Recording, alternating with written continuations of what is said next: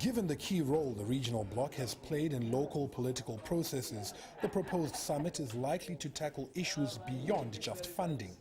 Analysts say it is likely to assess the state of preparedness for the elections and evaluate whether political parties have adhered to the roadmap they agreed to. I think there are fundamental things that they had agreed to. One of them, which was very key, was the constitution-making process. Obviously, that has been concluded, and I think that SADC is quite happy with that progress.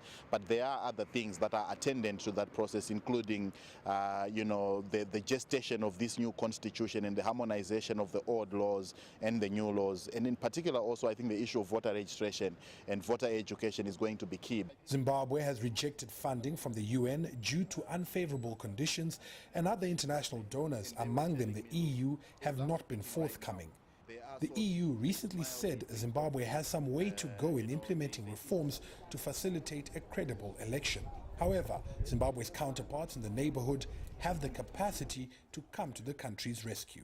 When you look at economies like Angola and South Africa, they could certainly contribute.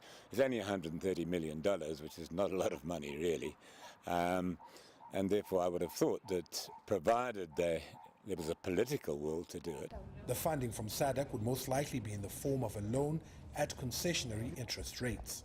Observers say SADC would be willing to fund these elections because of the key role they've played in negotiating discussions in Zimbabwe.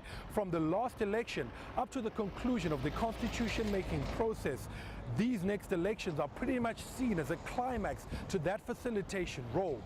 Farai Mwakutuya, CCTV, Harare, Zimbabwe.